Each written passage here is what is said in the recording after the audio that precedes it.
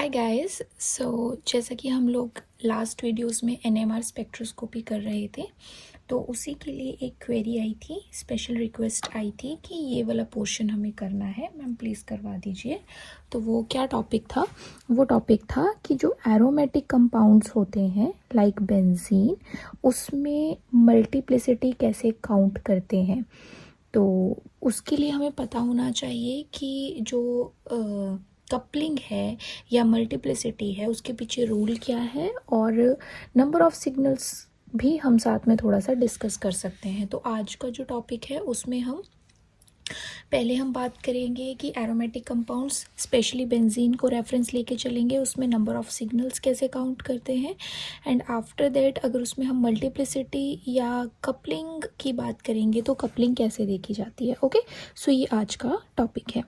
तो सबसे पहले हम यहाँ पे बात करते हैं नंबर ऑफ सिग्नल की। नंबर ऑफ सिग्नल्स किसमें? एरोमेटिक कंपाउंड्स में। तो जैसे आपके पास ये सबसे पहला एग्जांपल है बेंजीन का। तो इस बेंजीन में अभी क्या है ना कि कोई भी सब्स्टिट्यूएंट प्रेजेंट नहीं है, तब तो सारे के सारे प्रोटॉन सेम ही है ना। तो उस केस में तो हम यहाँ पे क्या ही बात करेंगे, अगर प्रोटॉन एनएमआर की बात करें, सब प्रोटॉन्स का एक ही सिग्नल है। लाइक यहाँ पे जो प्रोटॉन्स हैं ऑल आर इक्वलेंट, और अगर सारे के सारे केमिकली इक्वलेंट हैं तो सबका हमारे पास क्या है, एक सिग्नल आएगा। बट अगर यहीं पे इसी एरोमेटिक रिंग पे कोई सब्स्टिट्यूएंट लग जाता है, फिर क्या होता है? सपोज एक्स कोई सब्स्टिट्यूएंट लग गया अदर देन हाइड्रोजन, क्लोरीन हो सकता है, ब्रोमीन हो सकता है, कोई भी ग्रुप हो सकता है। तो उस केस में ना आपको दो आंसर मिलेंगे। कुछ बुक्स में जो होगा वो आपको इस पूरी रिंग के प्रोटॉन का एक ही सिग्नल शो करेगा, और कुछ में जो होगा वो आपको 3 सिग्नल शो करेंगे। ये चीज़ मैंने पहले भी बताई थी। वो क्या होता है कि ये जो सब्स्टिट्यूएंट है इसके एडजेसेंट ऑर्थो पोजीशन के जो प्रोटॉन हैं वो हमारे पास एक कैटेगरी के काउंट होते हैं। फिर ये मेटा पोजीशन के प्रोटॉन्स हो गए, इस ग्रुप के रिस्पेक्ट में ये अलग काउंट होंगे, और ये वाला प्रोटॉन पैरा पोजीशन पे है इस ग्रुप के, तो ये अलग काउंट होगा H। तो उस तरह से अगर मैं कंप्लीटली देखूं इसको हाई रेजोल्यूशन में, तो इस मॉलिक्यूल के प्रोटॉन एनएमआर में 3 सिग्नल्स बनते हैं। बट कुछ बुक्स में लो रेजोल्यूशन पे जो होता है इसका 1 सिग्नल ही लिख के दे देते हैं, जिसका क्या मतलब होता है कि सारे ही तो एरोमेटिक प्रोटॉन्स हैं, ठीक है, और अगर सारे एरोमेटिक प्रोटॉन है तो सबका एक ही सिग्नल आएगा। और वो लो रेजोल्यूशन पे कैसे होता है कि उसमें जो हमारा सिस्टम होता है या जो इंस्ट्रूमेंट होता है वो बहुत अच्छे से प्रेडिक्ट नहीं कर पाता है कि ऑर्थो, मेटा और पैरा जैसा रिलेशन भी डिफरेंशिएट कर सकता है। तो उन केसेस में आपको एक सिग्नल दिखा देता है वो सारे एरोमेटिक प्रोटॉन्स का। तो अगर आप किसी बुक में ये पढ़ो तो ये गलत नहीं है, बस आपकी अंडरस्टैंडिंग होनी चाहिए इस चीज़ की कि ये लो रेजोल्यूशन पे कंडक्ट करवाया गया है, उसकी रीडिंग्स है। अगर हमसे पूछा जाए तो ऑब्वियसली हम 3 सिग्नल्स ही लिखेंगे, क्योंकि हमें तो पता है ना कि ऑर्थो, मेटा और पैरा में डिफरेंस होता है, उनके एनवायरनमेंट में डिफरेंस होता है। तो ऐसे हमारे पास यहाँ पे नंबर ऑफ सिग्नल्स रहते हैं। सिमिलरली अगर मैं अब यहाँ पे कुछ एग्जांपल्स लूँगी, जैसे हमारे पास मान लो डाई सब्स्टिट्यूटेड है, यहाँ पे तो मोनो सब्स्टिट्यूशन थी, मान लो डाई सब्स्टिट्यूटेड है और वो मेरे पास प्रेजेंट है क्लोरीन। तो मैं यहाँ पे थोड़े डिफरेंट एग्जांपल्स लेके डिस्कस करती हूँ। पहले मैं क्या करूँगी, मैं दोनों सब्स्टिट्यूएंट्स को सेम रखूँगी, लाइक सिमिलर होंगे, और उसके बाद मैं क्या करूँगी, उन सब्स्टिट्यूएंट्स को चेंज कर दूँगी। तो अभी जैसे क्लोरीन लिया मैंने, ऑर्थो पे लिया, दोनों क्लोरीन मेटा पे लिया, दोनों क्लोरीन पैरा पे लिया। तो इसमें अगर नंबर ऑफ सिग्नल्स काउंट करने हैं तो आप भी मेरे साथ साथ यहाँ पे प्रैक्टिस कीजिए, देखो कैसे आएगा। क्योंकि इस मॉलिक्यूल को अगर मैं इस तरीके से डिवाइड करूं तो इसका लेफ़्ट और राइट वाला पार्ट बिल्कुल इक्वल है, विच मीन्स कि अगर ये वाला जो प्रोटॉन है वो इस प्रोटॉन के बिल्कुल इक्वल है, और उसके बाद ये दोनों प्रोटॉन आपस में इक्वल हैं, ठीक है, विच मीन्स कि हमारे पास यहाँ पे इसका और इसका एनवायरनमेंट सेम होगा, तो ये दोनों सेम सिग्नल देंगे। इसको भी क्लोरीन मिल रहा है, इसको भी क्लोरीन मिल रहा है अपने एडजेसेंट, और इसके लिए क्लोरीन मेटा है तो इसके लिए भी क्लोरीन मेटा है, दैट्स वाई ये दोनों का आपस में सेम है। तो ये हमारे पास सेकेंड नंबर पे सिग्नल देगा, विच मीन कि इस मॉलिक्यूल की अगर मुझे सिग्नल्स लिखने हैं तो मेरे पास कितने सिग्नल्स आएंगे, इसके 2 सिग्नल्स।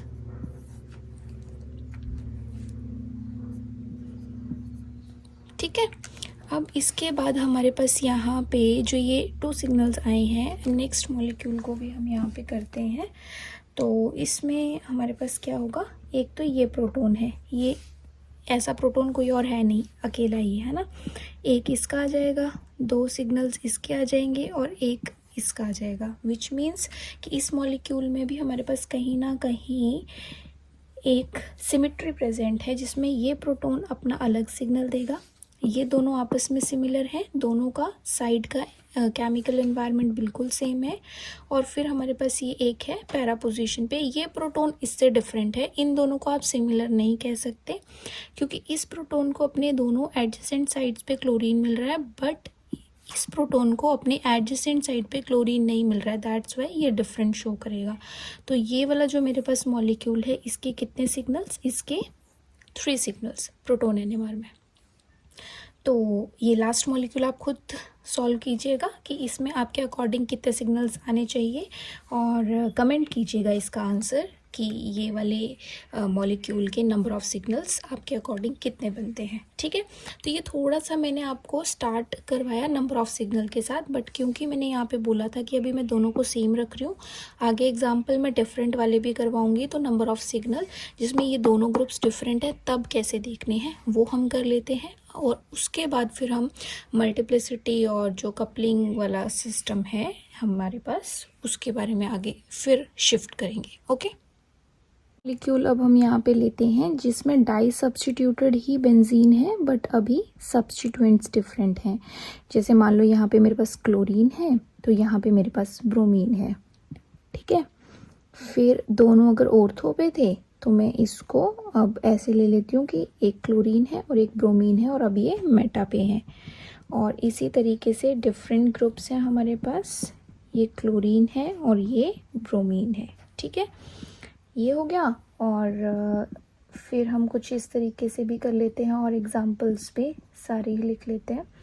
यहाँ पे मान लो क्लोरीन है और यहाँ पे मिथाइल है। ठीक है, फिर हमारे पास यहाँ पे ऐसा है कि यहाँ पे क्लोरीन, यहाँ पे क्लोरीन, यहाँ पे भी क्लोरीन, ट्राई सब्स्टिट्यूटेड की बात भी मैंने कर ली। ठीक है, और यहाँ पे हम टेट्रा सब्स्टिट्यूटेड भी एक कोई मॉलिक्यूल ले लेते हैं। जैसे ये हो गया हमारे पास, ये आ गया क्लोरीन और यहाँ पे भी आ गया क्लोरीन। ठीक है, तो डाई सब्स्टिट्यूटेड भी है, ट्राई भी है, टेट्रा भी है, और उसमें क्या है कि डिफरेंट टाइप के ग्रुप्स वाला भी मैंने लिया है। ठीक है, तो ज़्यादा क्लैरिटी आ जाएगी। तो पहले हम नंबर ऑफ़ सिग्नल्स पे ही बात करेंगे, फिर आगे मल्टीप्लिसिटी पे जाएंगे। तो जैसे इसमें नंबर ऑफ़ सिग्नल की बात अगर मैं करूँ, तो अब ये वाला जो मेरे पास प्रोटोन है और ये वाला जो प्रोटोन है बोथ आर डिफरेंट। क्यों डिफरेंट है? क्योंकि यहाँ पे हमारे पास ना ये प्रोटोन अपने एडजेसेंट क्लोरीन का एनवायरनमेंट फेस कर रहा है और ये ब्रोमीन का कर रहा है। अगर अब ये दोनों डिफरेंट होंगे तो ऑब्वियस सी बात है फिर उसके आगे जो एनवायरनमेंट पास होगा इसका डिफरेंट होगा और इसकी तरफ से भी आगे डिफरेंट होगा, विच मीन्स कि हम यहाँ क्लियरली कह सकते हैं कि ये अगर 1 सिग्नल दे रहा है तो ये 2 देगा, दोनों डिफरेंट देंगे, और उसकी वजह से उसके आगे भी डिफरेंट एनवायरनमेंट पास होगा, तो ये 3 और ये 4, विच मीन्स कि इस मॉलिक्यूल के हमारे पास यहाँ पे बनते हैं 4 सिग्नल्स। ठीक है, उसके बाद अगर मैं इस मॉलिक्यूल की बात करूं तो इस मॉलिक्यूल में ना अब इस तरीके से मेरे पास कोई भी सेंटर ऑफ सिमेट्री प्रेजेंट नहीं है, क्योंकि इस तरफ क्लोरीन प्रेजेंट है, इस तरफ ब्रोमीन प्रेजेंट है, दोनों डिफरेंट ग्रुप्स हैं, विच मीन्स कि मुझे अब प्रोटॉन्स का एनवायरनमेंट अच्छे से देखना पड़ेगा कि कहाँ कहाँ पे प्रोटॉन प्रेजेंट हैं और वो कैसा अपना एडजेसेंट एनवायरनमेंट फील कर रहे हैं। मोस्टली हम अभी ऑर्थो तक ही बात करते हैं, ऐसा क्यों वो मैं आगे आपको एक्सप्लेन करूँगी।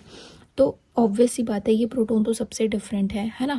अब ये दोनों भी डिफरेंट हो चुके हैं क्योंकि इसको एडजेसेंट क्लोरीन मिला है और इसको अपने एडजेसेंट ब्रोमीन मिला है, दोनों डिफरेंट हैं। तो ये 1, ये 2 और ये 3, और ऑब्वियसली ये तो डिफरेंट ही है इससे, क्योंकि वही बात आ गई कि इस प्रोटॉन को तो अपने एडजेसेंट क्लोरीन और ब्रोमीन मिला, बट इस प्रोटॉन को तो नहीं मिले अपने ऑर्थो पे ऐसे कोई ग्रुप्स, तो जिसकी वजह से इसका सिग्नल आया डिफरेंट। तो इसके बने 4 सिग्नल्स। ठीक है, तो अब ये जो आपके पास ये वाला मॉलिक्यूल है ये आपके लिए होमवर्क रहा। ठीक है, ये वाला आप खुद ट्राई कीजिएगा, ट्राई इट। कि कितने सिग्नल्स बनने चाहिए, और कमेंट कीजिएगा, ठीक है। जिस सीक्वेंस में मैंने क्वेश्चंस पूछे हैं आपको, उसी सीक्वेंस में आंसर कमेंट कर देना। और नेक्स्ट की बात करते हैं। तो नेक्स्ट में अब यहाँ पे क्लोरीन है, ये 2 प्रोटोन है, यहाँ पे भी प्रोटोन है, ठीक है। तो क्लोरीन के लिए तो दोनों प्रोटोन ऑर्थो पोजीशन पे ही हैं, और उनके आगे इसको भी प्रोटोन मिला, और दोनों को फिर मिथाइल मिल गया, which means these 2 protons are equivalent. तो इन दोनों का सेम सिग्नल आएगा। उसके बाद इन दोनों प्रोटॉन्स का आपस में सेम सिग्नल आएगा, क्योंकि इसको यहाँ पे मिथाइल मिला तो इसको भी मिथाइल मिला, इसको मेटा क्लोरीन मिला तो इसको भी मेटा पोजीशन पे क्लोरीन मिला, तो दोनों का एनवायरनमेंट सेम हो गया। बट भूलना नहीं है कि हम प्रोटॉन एनएमआर की बात कर रहे हैं, और प्रोटॉन एनएमआर के लिए मिथाइल के प्रोटॉन्स का भी एक सिग्नल रहेगा, विच मीन्स कि 3rd पोजीशन पे ये सिग्नल शो करेगा। तो हमारे पास यहाँ पे टोटल अब कितने सिग्नल्स बन गए? 3 सिग्नल्स इस मॉलिक्यूल के लिए, ठीक है। अब बात करते हैं नेक्स्ट की। तो ये मॉलिक्यूल जो है कहाँ कहाँ प्रोटॉन शो कर रहा है? यहाँ पे और यहाँ पे 3 प्रोटॉन प्रेजेंट हैं, और तीनों ही इक्विवेलेंट हैं। इस प्रोटॉन को अपनी दोनों साइड क्लोरीन मिला, पैरा पे क्लोरीन मिला। इस प्रोटॉन को अपनी दोनों साइड क्लोरीन मिला, पैरा पे क्लोरीन मिला। इस प्रोटॉन को भी अपनी दोनों साइड क्लोरीन मिला, पैरा पे क्लोरीन मिला, which means all 3 protons are equivalent, और इसमें सिर्फ और सिर्फ एक सिग्नल आएगा प्रोटॉन एनएमआर में।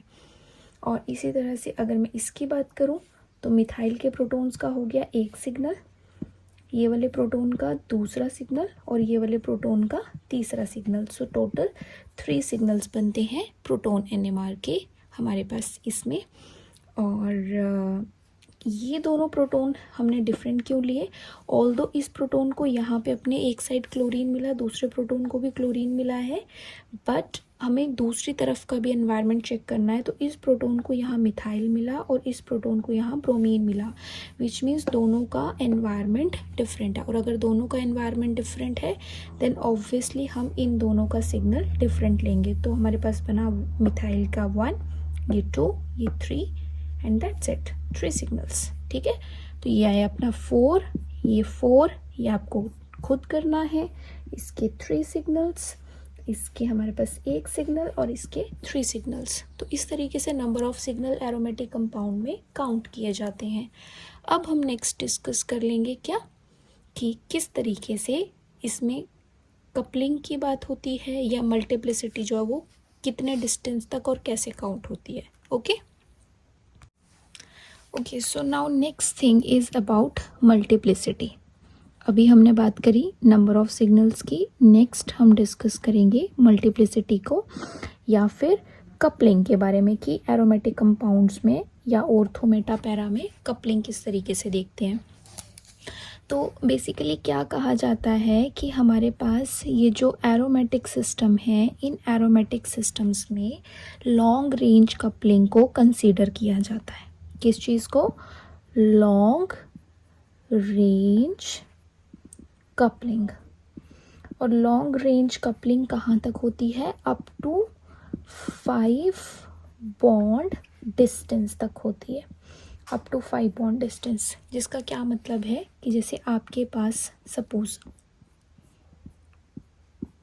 ये कोई प्रोटॉन है HA और ये कोई प्रोटॉन है HB, और ये एक दूसरे से डिफरेंट है। तो अगर HA को HB से कपलिंग करनी है, डिफरेंट कैसे है वो आपको पता है, नंबर ऑफ सिग्नल काउंट करना या केमिकल एनवायरनमेंट देखना, उसके बेसिस पे मैं ऐसे बोल रही हूँ कि सपोज, तो अगर A को B के साथ कपलिंग करनी है तो ये इसका कार्बन के साथ हो गया पहला बॉन्ड, फिर कार्बन कार्बन का दूसरा बॉन्ड, फिर कार्बन हाइड्रोजन का तीसरा बॉन्ड। जिसका मतलब है कि इसको यहाँ से यहाँ तक जाने के लिए कितना डिस्टेंस कवर करना पड़ा? 3 बॉन्ड डिस्टेंस। तो यस, अगर ये दोनों आपस में डिफरेंट होते हैं तो इनकी कपलिंग पॉसिबल है। अब हमारे पास सेम इसी तरीके से अगर यहाँ पे एक HA प्रोटॉन है और HB प्रोटॉन इस पोजीशन पे प्रेजेंट है, मतलब मेटा पे प्रेजेंट है, तो सेम वही, ये अपना फर्स्ट बॉन्ड हुआ, कार्बन कार्बन सेकेंड हुआ, कार्बन कार्बन थर्ड हुआ, और कार्बन हाइड्रोजन फोर्थ हुआ। तो इसका इसके साथ यहाँ पे कितने डिस्टेंस का रिलेशन है, 4 बॉन्ड डिस्टेंस का। सिमिलरली अगर मैं यही बात करूँगी पैरा के लिए, तो आप खुद काउंट कर सकते हो कि अगर 2 डिफरेंट प्रोटोन एक दूसरे से पैरा का रिलेशन रखते हैं तो ये फर्स्ट बॉन्ड हुआ, कार्बन कार्बन का सेकेंड, ये थर्ड, ये फोर्थ और ये कार्बन हाइड्रोजन का फिफ्थ। तो यहाँ पे कितने का डिस्टेंस है, 5 बॉन्ड्स का है। मतलब आपको यहाँ से चलना स्टार्ट करना है और काउंट करते जाना है कि एक प्रोटोन से दूसरे डिफरेंट प्रोटोन तक हम कितना डिस्टेंस ट्रैवल कर रहे हैं। तो हम ऑर्थो कपलिंग को 3 बॉन्ड डिस्टेंस के अंडर लेंगे, मेटा कपलिंग को, ये हमारे पास ऑर्थो वाली हो गई, मेटा कपलिंग को हम 4 बॉन्ड डिस्टेंस के अंडर लेंगे और पैरा कपलिंग को हम 5 बॉन्ड डिस्टेंस के अंडर लेंगे। और अगर दोनों प्रोटोन डिफरेंट हैं तो हमारे पास ये तीनों ही टाइप की कपलिंग जो है वो फिजिबल है, हम तीनों ही कपलिंग करवा सकते हैं। ठीक है, अब डिपेंड करता है कि एग्जामिनर की रिक्वायरमेंट क्या है, एग्ज़ाम में कितना की पूछा गया है। तो मोस्ट ऑफ द टाइम हमारे पास जो ये ऑर्थो कपलिंग होती है इसको स्ट्रॉन्ग माना जाता है और इसको सबसे ज़्यादा कंसीडर किया जाता है रेदर देन मेटा और पैरा, क्योंकि जैसे जैसे डिस्टेंस बढ़ता जाता है उसकी जो कपलिंग की पावर है, एक तरह से आप कह सकते हो, वो कम होती जाती है, तो इसका इफ़ेक्ट उतना स्ट्रॉन्ग नहीं होता है। दैट्स वाई मेटा और पैरा को जो है वो नॉर्मली कंसीडर नहीं करते हैं, सबसे ज़्यादा कंसीडरेशन में ऑर्थो कपलिंग को रखा जाता है। बट इन केस अगर आपको मेटा और पैरा कपलिंग भी करवानी पड़ जाए तो आप कैसे करवाओगे, उसका आंसर क्या लिखोगे, वो भी मैं आपको आगे यहाँ एग्जाम्पल के साथ समझा देती हूँ। ओके सो यहाँ पे अगर मल्टीप्लिसिटी की बात करेंगे तो हमारे पास पहले तो नंबर ऑफ़ सिग्नल्स देखने हैं, फिर हम मल्टीप्लिसिटी को आगे डिस्कस करेंगे। तो जैसे यहाँ पे ये मेरे पास मिथाइल है ना, तो ऑब्वियस सी बात है कि जो मिथाइल के प्रोटॉन्स हैं इसका भी अपना एक सिग्नल आएगा। बट क्वेश्चन ये है कि ये वाले प्रोटॉन जो हैं वो एरोमेटिक रिंग के प्रोटॉन के साथ कपलिंग करेंगे या नहीं। तो आंसर है नो, बिकॉज ये जो अपना CH है ना, ये फर्स्ट बॉन्ड है, CC का सेकेंड बॉन्ड, फिर ये CC का थर्ड बॉन्ड और ये CH का अगेन फोर्थ बॉन्ड। अगर ये प्रोटॉन इससे डिफरेंट है और इसको इसके साथ कपलिंग करनी है तो इसको 4 बॉन्ड डिस्टेंस शो करना पड़ेगा, है ना, ट्रैवल करना पड़ेगा, एक तरह से हम कह सकते हैं। तो विच मीन्स कि ये CH3 वाले प्रोटोन तो नॉर्मल प्रोटोन्स है ना, एरोमेटिक कैटेगरी के नहीं है। तो हमने उसके लिए क्या पढ़ा है कि उसकी जो कपलिंग है वो सिर्फ कहाँ तक हमें चेक करनी है, 3 बॉन्ड डिस्टेंस तक करनी है। तो इस सारी मतलब एक्सप्लेनेशन का कंक्लूजन क्या है कि जो एरोमेटिक रिंग के ऊपर प्रोटोन्स प्रेजेंट होंगे उनकी कपलिंग आप कभी भी बाहर वाले सब्स्टिट्यूएंट्स के प्रोटोन के साथ नहीं करवाओगे। रिंग के ऊपर जो प्रोटॉन्स हैं ना वो बाहर वाले सब्स्टिट्यूएंट के प्रोटॉन के साथ कपलिंग करेंगे, ना बाहर वाले सब्स्टिट्यूएंट के प्रोटॉन रिंग के प्रोटॉन के साथ कपलिंग करेंगे। विच मीन्स कि जो ये CH3 के प्रोटॉन है इनका अपना सिग्नल रहेगा और वो 3 प्रोटॉन्स का हमें शो करेंगे सिंगलेट। ठीक है, किसी के साथ कोई कपलिंग नहीं। ये जो हमारे पास एक प्रोटॉन है ये क्योंकि इसके इस ऑर्थो पोजीशन पे भी प्रोटॉन नहीं है, ऑर्थो पे प्रोटॉन नहीं है, तो ऑर्थो कपलिंग तो नहीं होगी। तो अगर मैं सिर्फ ऑर्थो कपलिंग को ही सपोज कंसीडर कर रही हूँ तो इस प्रोटॉन का भी मैं क्या लिखूँगी, सिंगलेट। उसके बाद मेरे पास यहाँ पे ये दोनों ही प्रोटॉन्स डिफरेंट हैं। क्यों? क्योंकि इस प्रोटॉन के एडजेसेंट मिथाइल ग्रुप है, इस प्रोटॉन के एडजेसेंट क्लोरीन ग्रुप है। तो ये दोनों ही डिफरेंट हैं और ये भी डिफरेंट है। तो हम क्या करते हैं, थोड़ा इजी करने के लिए इनको नाम दे देते हैं। यहाँ पे इसको हम बोलते हैं HA, इसको बोलते हैं HB, इसको C और इसको HT। ठीक है, तो हमने HA का तो यहाँ पे लिख दिया कि एक प्रोटॉन है उसका सिंगलेट आएगा। अब हम बात करते हैं HB की, फिर हम यहाँ पे HC और HD को डिस्कस करेंगे।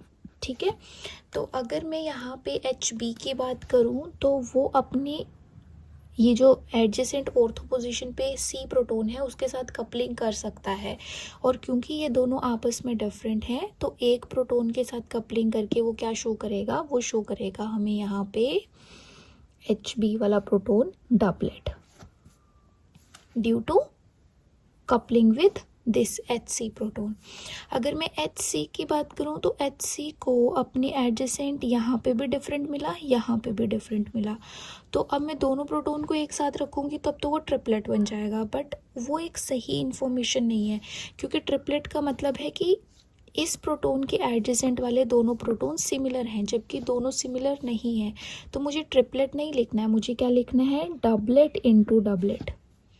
मतलब एक ही सिग्नल है HC का, बट उसकी स्प्लिटिंग B की वजह से भी डबलेट में होगी और D की वजह से भी डबलेट में होगी, तो डबलेट इनटू डबलेट। और जो D वाला है, ऑब्वियस सी बात है, वो सिर्फ C के साथ कपलिंग कर सकता है ऑर्थो में, तो हम यहाँ पे इसको लिखेंगे अगेन डबलेट। तो इस तरीके से अगर मैं सिर्फ और सिर्फ ऑर्थो कपलिंग को कंसीडर करती हूँ तो ऑर्थो कपलिंग से मेरे पास ये रिजल्ट्स आएंगे कि यहाँ पे 1 2 3 4 और 5 सिग्नल हैं, जिसमें से मिथाइल के प्रोटोन का सिंगलेट, जो ये वाला HA था इसका सिंगलेट, क्योंकि इसको ऑर्थो पे कोई प्रोटोन नहीं मिला, जो B वाला प्रोटोन है हमारे पास उसका डबलेट ड्यू टू HC, जो HC है उसका doublet into doublet due to HB and HD, और HD का आएगा डबलेट ड्यू टू HC। ठीक है, बट अगर मुझे इसमें आगे मेटा और पैरा कपलिंग भी कंसीडर करनी होती इन केस, तो कहाँ पे पॉसिबल थी, तो हम बात करते हैं HA से। HA के ऑर्थो पे तो कोई प्रोटोन नहीं है, बट HA के यहाँ मेटा पे भी प्रोटोन है और पैरा पे भी प्रोटोन है।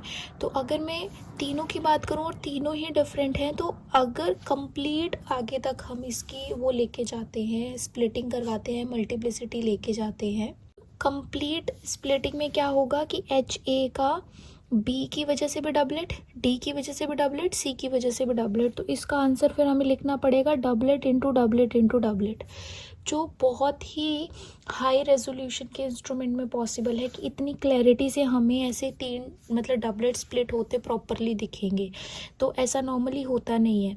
दैट्स वाई जो हम यहाँ पे जो स्ट्रॉन्ग वाली कपलिंग है ऑर्थो, उसी को डिस्कस करते हैं। बट फिर भी मैं इसे बता देती हूँ कि अगर मान लो मेटा कपलिंग को कंसिडर करेंगे तो डबलेट इनटू डबलेट, मेटा की वजह से पैरा को भी कर लिया तो उसकी वजह से भी फिर एक डबलेट, क्योंकि तीनों ही डिफरेंट है।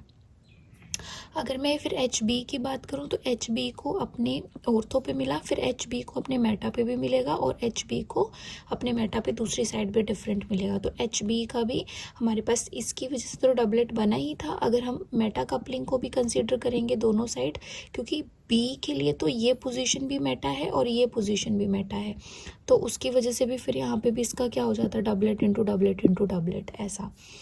C की बात करेंगे तो C में हमने डबलेट इनटू डबलेट ऑर्थो का तो लिखा, बट उसके बाद पैरा पे भी इसके लिए C के पैरा पे भी एक डिफरेंट प्रोटोन था, और अगर हम पैरा कपलिंग को भी ले लेते तो इसमें भी फिर हमारे पास सेम वही चीज़ बन जाती। और D के लिए हम बात करेंगे तो D के ऑर्थो का तो हमने ले लिया, फिर मेटा पे भी था और मेटा पे भी था, विच मीन्स HD C के साथ कपलिंग करेगा, B के साथ भी करेगा और A के साथ भी करेगा, तो यहाँ पे फिर हमारे पास यहाँ पे भी doublet into doublet into doublet आएगा। तो ये सिर्फ मैं समझाने के लिए आपको बता रही हूँ, इतना कॉम्प्लेक्स जाने की ज़रूरत नहीं है, क्योंकि मोस्ट ऑफ द टाइम सिर्फ ऑर्थो कपलिंग को ही कंसीडर किया जाता है, जो मैंने आपको पहले समझा दिया था।